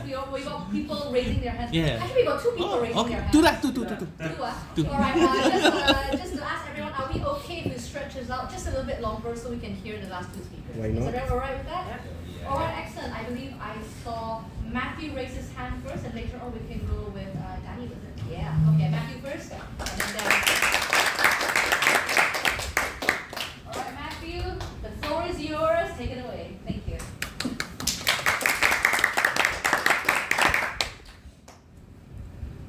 Childhood days. Those were the most jubilant, carefree, and innocent periods in life. When you grow up till 16 or maybe adulthood, and you'll think like, you'll feel poignant and you'll feel like, gone were the days where you would actually dive into the carousels of clothing, of colorful clothing, and resurface up, and you would actually hide inside a closet or behind a curtain during a hide and seek game, or you would actually do all those innocent and very immature stuff that you're gonna go, oh, that's so silly, why did I do that? But I'm here to actually share one piece of memory during childhood that I find it very funny and would always make me smile. So it happened to me during kindergarten school days. It was during break time, where my friends would be very excited to make a beeline to the teachers, where they would serve thick, hot chocolate and very fluffy butter bread. How delicious. But nothing is more exciting than seeing your friends bringing those very, very delicate boxes, those lunch boxes that they've prepared at home, and revealing and showing to your friends. And I have a friend, it's a girl, her name's Kim, and she actually prepared something that I've never seen before. Do you want to guess what this is? It's actually bird egg. Yeah, bird egg, this very tiny one. And I find it very interesting and very novel, because I've not seen a bird egg before. It's like tiny little pebbles, so delicate. And I'm very curious and I'm very curious when I saw it during the first time, and I was excited to try it, and she was very gracious and she was willing to share one piece with me, and I was very excited. And I took a bite, and I paused for a moment and thought, isn't that just chicken egg? Like, isn't the taste just chicken egg? But at that time, I haven't known that it was actually bird egg. And when she revealed it to me, I suddenly felt it being very weird, very odd, and sometimes disgusting. Like, I've never tried a bird egg before, so it felt something very weird to me, and it just felt something new. And I actually returned that egg to her, you know. Yeah, so I find it very silly and very happy, but you know, that's not very polite to give it back to her when you've already eaten one. And I don't know if she still remembers that thing, but whatever, it's just some very silly, it's just some very silly and funny moment during childhood. So, however funny it is, I think that every moment in childhood is very precious, and I think through every silly mistakes, we can actually learn something from them. That is, you should not eat someone's food and then you return it to them. Yeah, thank you.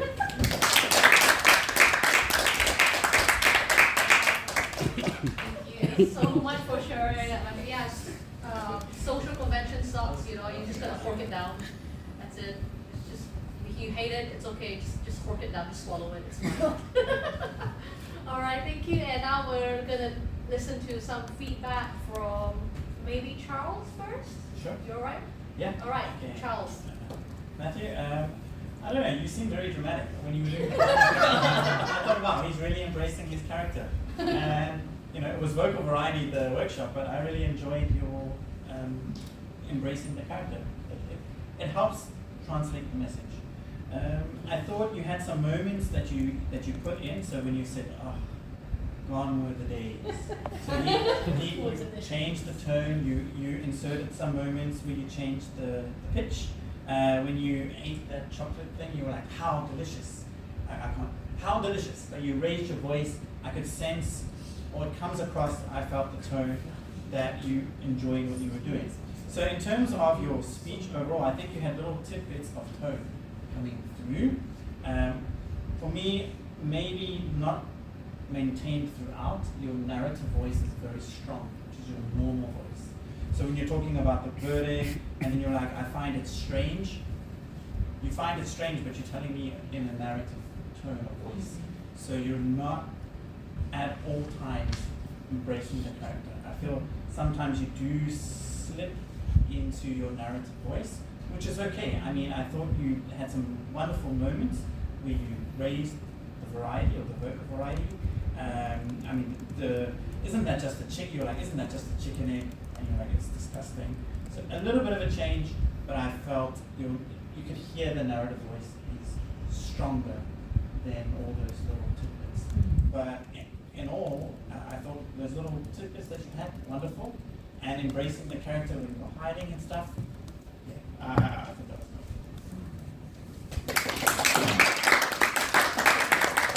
Charles, what's to Rosanna? I think Matthew started out really well, and I do agree with Charles overall. I just wanted to, I think it's not a vocal variety thing, this is more about the speech structure. The moral of the story is very interesting, but quite, it didn't, I think, go back full circle to what was the opening. That's my only feedback, because vocal variety, I think Charles has covered it all. It's okay, you can come to Toastmasters more often. All right, thank you. We've heard from a great variety speaker, but it's time for our last one. So Danny has volunteered himself. So Danny, our final boss. Or let's go. This is myself. My name is Daniel. So I'm writing a little bit of my story regarding about my reaching a powerful moment in my journey. So in a way that I'm going to put in a poetry way that I'm going to express myself to this poetry. So for me, this is last night when I went to KK. So in my head, I was saying to myself that sitting in the studio, headphones on, clicking down as many new tracks has been gone, live to the work after the night I spent, doubts in my head every dollar and cent, years of grind, every beat and rhyme, in this moment I tell to myself, this is my time. Streamings roll in, I feel the wave hit, and my friend hit me up and said to me, you know what, your lyrics, the way you portray your lyrics to the audience got me through with it. So for me, I pause for a breath, take a deep down, settle down, every late night clear, sacrifice made, and every single tear. It's not about the fame that everyone chasing into it, not the clicks or hype, but changing a life with a verse that I'm living with it.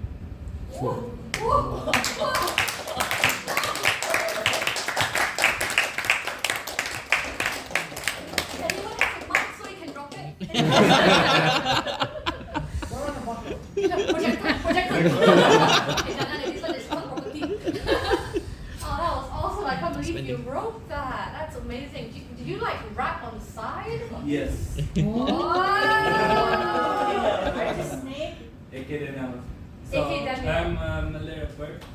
I'll go by the name of AK Daniel. So the reason why I come here is to learn a lot of vocabulary, learn about the poetry and play, learn about the emotion, and learn about the tone of how we speak into our daily life. That for me is I really need it for my daily. That is incredible. Thank you so much for trusting us. I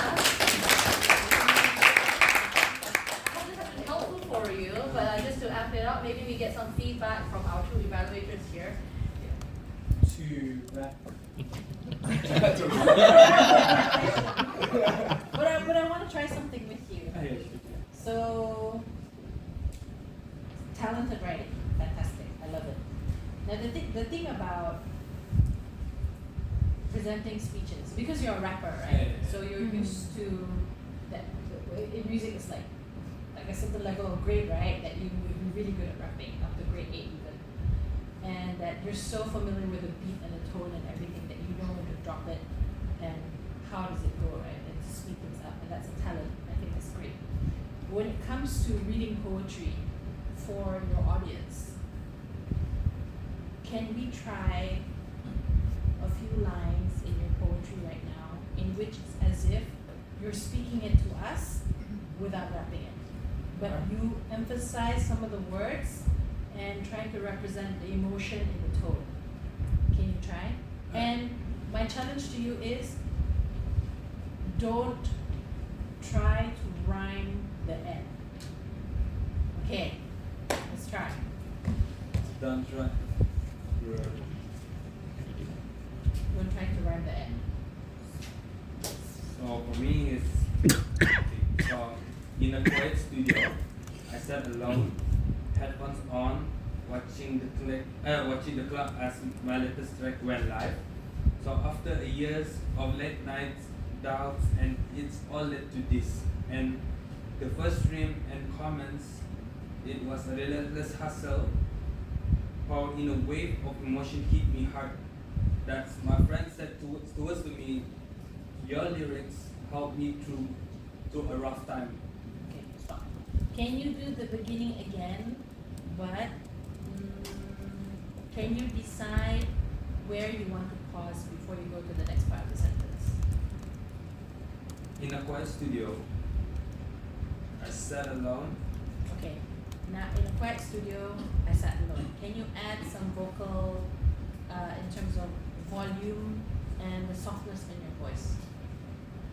In a quiet studio, I sat alone, headphones on, watching the clock as my latest track went live.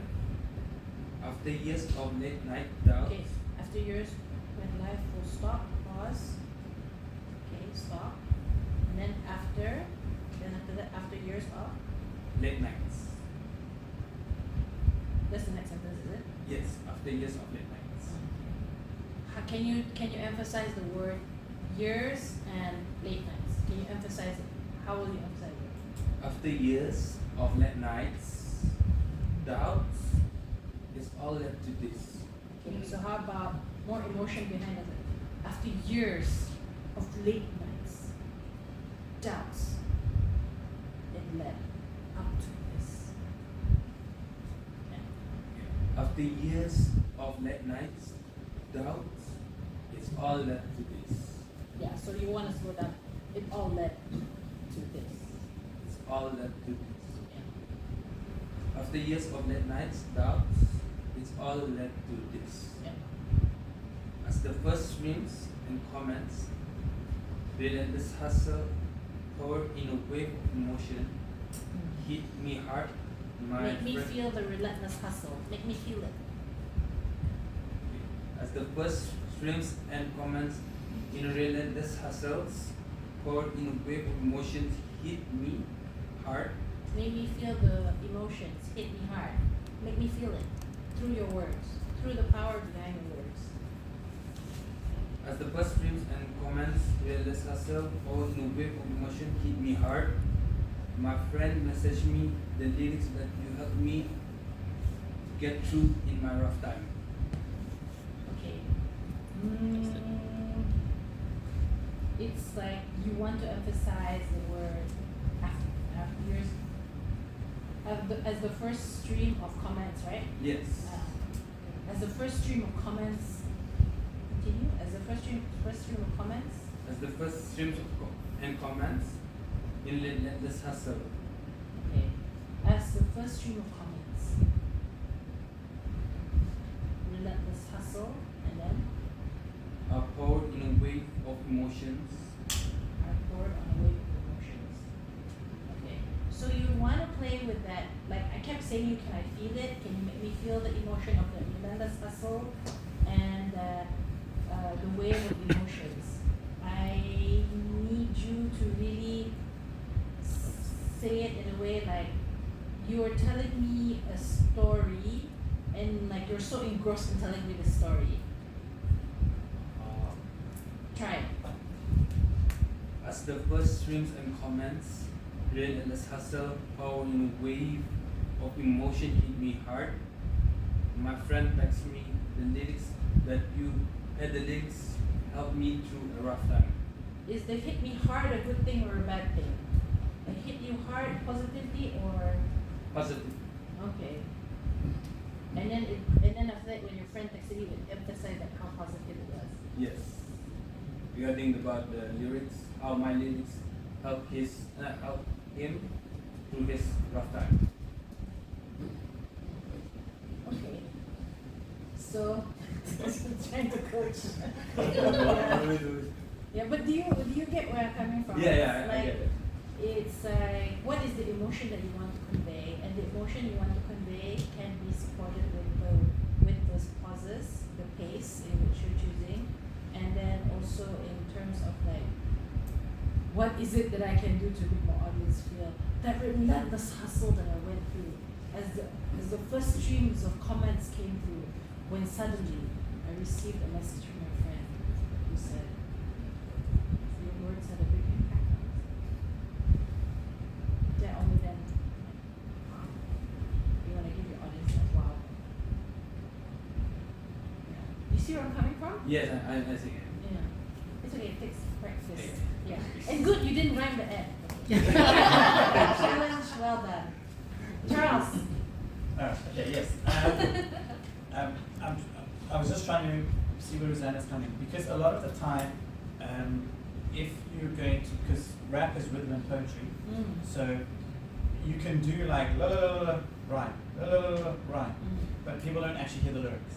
Yes. So if you're too reliant on the end rhyme, I don't hear the emotion and lyrics in the whole one. So that's where I think Rosanna's That's coming right. from. So she's trying to show you that, okay, as first the streams and comments. So she's trying to get you to think of the rhythm within the line, not just focusing at the end. So yes, it's trying to, like you had the word relentless hustle. The word hustle, you had another word that went with it, or hit me hard. Let's go with hit me hard. You want that hit me hard, the H sound, to come up really hard. And so you have to say, in a wave of emotions, hit me hard. Obviously you're going to change the pace to get the HH sound, but you want that internal rhythm as opposed to just the end rhythm. Because if you want to, your caliber of writing is really good, and you have that internal. But the problem is when you deliver it very quickly, nothing wrong with delivering it quickly, as long as the tone is still there. But I think where Rosanna's coming from is when you deliver something very quickly, like I'm really speaking very quickly, there's no tone, you lose it. So your balance is trying to get that internal tone as well as your end. And you don't want the end to just be there, otherwise, I watch a lot of YouTube videos about mumble rappers. They're blah, blah, blah, blah, blah, blah, the end all rhymes, but you don't know what they're saying. So it's just trying to get that variety within the line to make it clear, and then cherry on the top, you have the end line. So I thought your words were really good, your construction is very good. Amazing. It's just that habit of going too quickly. I don't know how many of people could follow everything exactly. Not exactly. No. So yes, there might be some times where, like Eminem, can you really follow everything exactly? But if you play it more than once, you probably can. So you're trying to develop that, and I think that's a good starting point. Is looking at your your line itself, and again becoming that character and using that change of tone and pitch. And I think if you're doing it very quickly, you've sacrificed that, and then you just put on the end of the line, which is catchy, but you want to obviously. Okay. So yeah, I think that's where it's at. Thank you, Charles. Thank you. I'm really good. Well, that was really helpful for you. I see a lot of talent and potential in the way you rap. I think I see what you were saying with the whole not using the end bit or the rhymes on the inside of the words. You know, a good rapper I think I look up to is Macklemore, because he does triplets, and also he doesn't just rhyme at the end. He rhymes inside the words as well. So it's a good way to research the way he does it, because he stops in the middle of the word and then he goes on to the next line with the middle of the word. So I thought that was really lovely, and if that's something that you are interested in, to check out the way things sound lyrical without rhyming, that's a good reference point to go from. But other than that, I hope whatever has happened today has been helpful for you. I hope whatever has happened here has been helpful for everyone. So whether or not it was someone else's speech, or I hope that there was always something to take away from the evaluators or from the speakers. I know I sure did take away a lot. So thank you very much for spending your Tuesday with us, for giving us 2 hours and 10 minutes of your time. 2 hours and 40 minutes of your time. Just 5 more minutes while we do a little bit of a closing remark or a little wrap up before we call this meeting adjourned. So to do that, I'd like to call the president up to the floor, the one and only Bobby Hassan.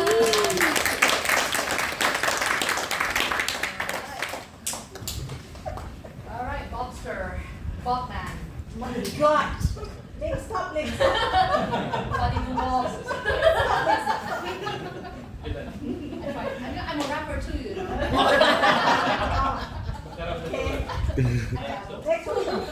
Okay, sorry for exceeding the time, but I'm very sure a lot of people wanted to hear more, learn more, and listen more. So, quick feedback from any of the guests. How did you feel about the meeting tonight? Does anyone want to share? Maybe Muhammad? Oh yeah, someone who didn't. Yeah, sure. Sure. I think it was great. I'm definitely interested to join more sessions because of this. I think it was a great first experience for me. But besides that, I don't know, to be honest, I think I'm still processing it. But it's been really great.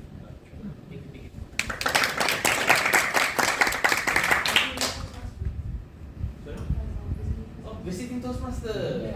Oh, sure, yes, please.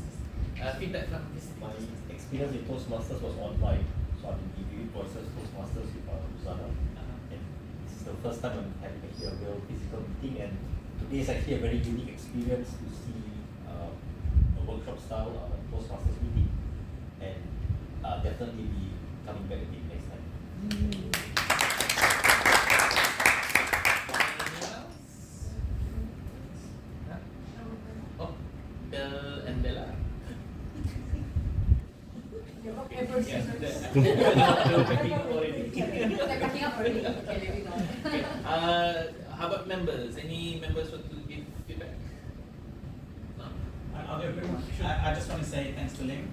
I never knew the difference. Well, I kind of knew, but I didn't really. It didn't go in my brain. Difference between pitch and projection, frequency versus volume. Just because you speak higher doesn't mean your pitch is higher. And I think it took this workshop for me to realize that pitch and volume are not the same thing. And thanks to Ling, I think it's in my brain now.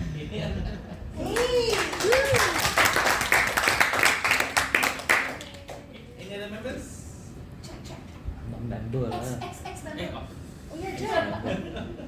I think it's quite evening everyone. I think it's quite interesting because I have left Toastmasters for quite some time already, and today's is because Brunei is giving a workshop, which is a great job. Have to stand there giving a workshop, that is never easy. I know that. I have no choice. From what you're sharing in the workshop, I believe everyone have taken some of it. Of course, it's a very different job. So I think the setting wise, when is the normal meeting coming? I just 26 November. so 2 weeks from now. Okay, so maybe I'll just drop by. But today's session is very new for me, and of course I think something new. So good job everyone for making it. Anyone else? PPE wants to thank Ming very much from the bottom of her heart. Thank you, Ling. Thank you. More for me. I enjoyed it more than you guys. And I just want to say to everyone, well done for going up front and presenting whatever you had to present, because the first step is always important. Taking that first step to be up front to speak, that takes a lot of courage. Second thing is to be coached or receive feedback in public, that also takes a lot of courage. And the third thing is that we must always remember that practice makes progress. We never stop progressing so long as we keep on practicing. I don't really believe in perfection at this rate that we're going, because Charles has been a Toastmaster for a long time. He learned something new today. And I've been a Toastmaster for a long time. I still learn something new from Charles. So from his feedback. So that's why I don't aim for perfection. We just aim for progress. So please keep coming back.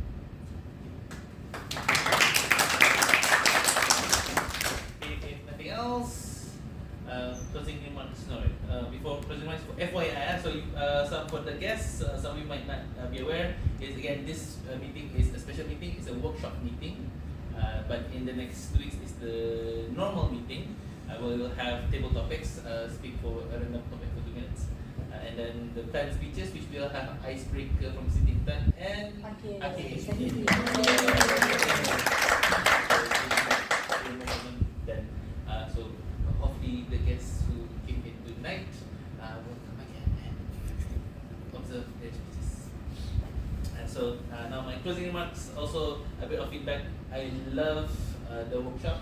I also learned a few things, and I'm gonna copy paste a few of the things from my own workshops. Good artists create great artists copy. I love the evaluations, especially from both of you, and especially the coaching, where we can see the impact of the feedback live. And of course, I love the speeches. With almost everyone's speeches were inspiring in their own way. So I hope you have a good evening, the rest of the night. But we'll end the meeting with a photograph. Yes, group photo. Yeah, group photo. Group photo, and then we'll end it. Yes. And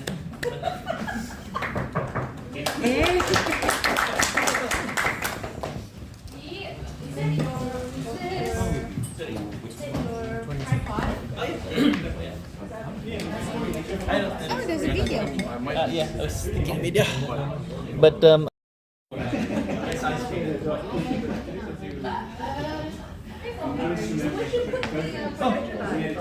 with you, I've been looking around. So with you, I remember I did that, and you guys were like, oh,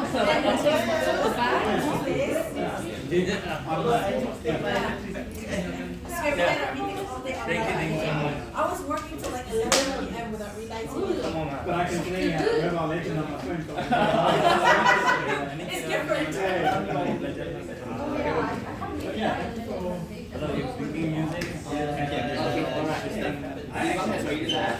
Okay, alright, see you tomorrow. Revise your speech, huh?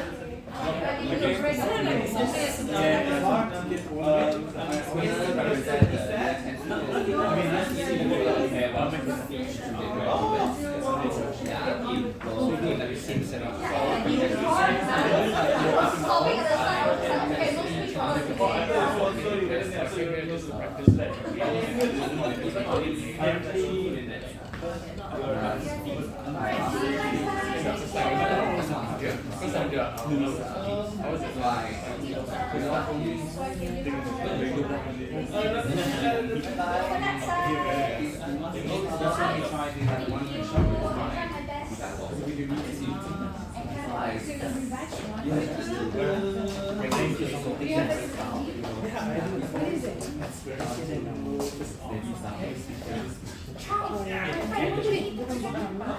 But it's very inconvenient. Oh, thank goodness. Thank you. I can you gonna go now? Wow, strong handshake again. How? Why so strong? Is that what they teach in insurance agent training? I was like, right, I was like, why so strong for what? Bye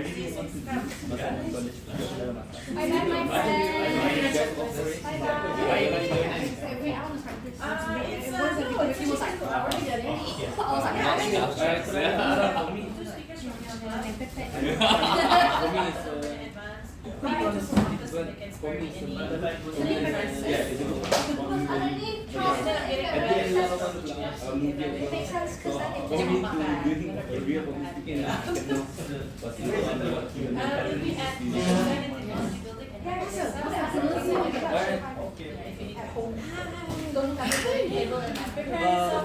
Let me go to some stuff. Yeah. Your ice cream speech. Yeah, speech is okay. Just figure out. Yes, you're like for myself. I don't want to share What did you base camp? Okay, yeah. Okay, I remind you. We were like, Bobby, we were like, one time Bobby, and you were like, we were like, oh, I don't want to share my friend. You were like, Bobby, no, the time.